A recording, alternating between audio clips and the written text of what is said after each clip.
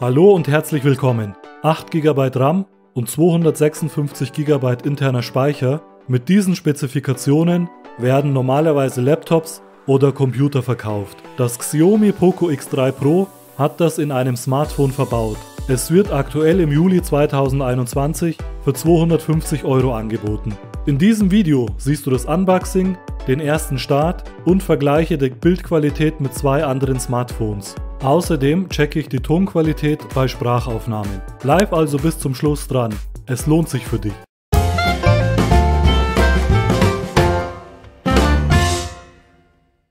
Das Poco X3 Pro wird in einer handlichen Verpackung geliefert. Das Design ist schlicht, aber trotzdem elegant. Leider wurde meine Verpackung beim Transport leicht beschädigt. Die Verpackung enthält einen Flyer, das Smartphone selbst ist in einer separaten Box. Diese enthält das passende Cover, 2 Schriftstücke, getarnt als Handbücher, ein Aufkleberset und zu guter Letzt das Smartphone selbst. In der zweiten Verpackungsebene sind die Ladekabel enthalten.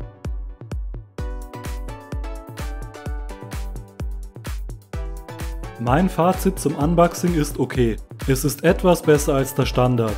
Die Idee mit dem Cover ist gut. Wer die Sticker brauchen kann, wird damit bestimmt glücklich. Auffällig ist jedoch die Größe des Ladeadapters. Das ist doch recht groß ausgefallen. Verglichen mit meinem bisherigen Gigaset-Handy wirkt das Poco X3 riesig. Außerdem bemerke ich auch das Gewicht. Das Gerät bootet angenehm schnell.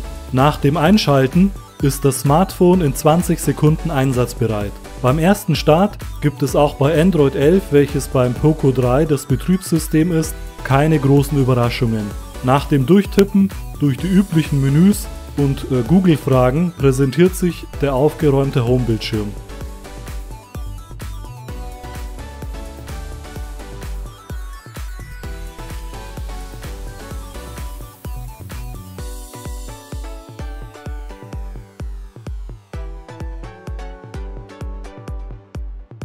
Der Otto-Normalverbraucher verwendet das Smartphone zum Telefonieren, zum Fotoschießen und natürlich zum Surfen im Internet. Ich teste zuerst die Soundqualität. Dazu verwende ich die Standard-Mikrofon-App und vergleiche die Aufnahmen mit 2 weiteren Smartphones. Außerdem vergleiche ich die Aufnahmen mit einem USB-Kondensatormikrofon, angeschlossen an einen Laptop.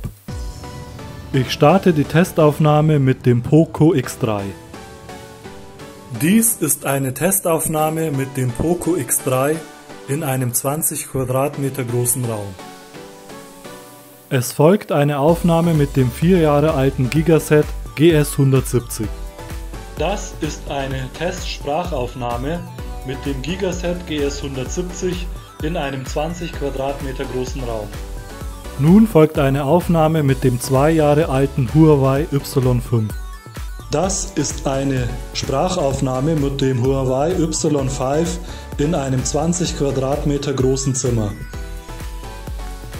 Ich denke, der Test ist eindeutig. Die Aufnahmequalität des Poco X3 ist gut. Zum Vergleich folgt nun dieselbe Aufnahme mit einem 40 € USB-Kondensatormikrofon.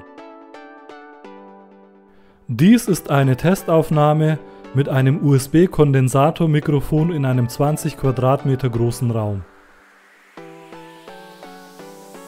Als nächstes vergleiche ich die Fotoqualität des Poco X3 mit einem Gigaset GS170 und dem Huawei Y5. Dazu verwende ich die Standardeinstellungen der Kamera-App ohne Optimierungen. Ich schieße dazu ein Bild von meinem Balkon. Die Messlatte ist für mich, ob man die Schrift auf dem Mülleimer lesen kann. Lasst uns loslegen. Die Bilder werden beim Poco X3 mit 4000 Pixel x 3000 Pixel aufgelöst. Das Bild wirkt klar und die Farben erscheinen natürlich. Beim Scrollen kann man die Schrift gelbe Tonne zwar erahnen, scharf ist es aber nicht.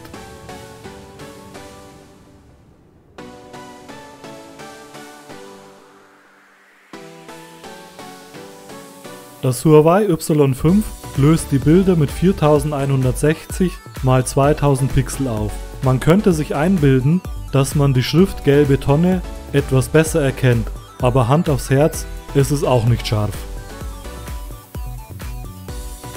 Das Gigaset GS170 löst die Bilder mit 3840 x 2160 Pixel auf.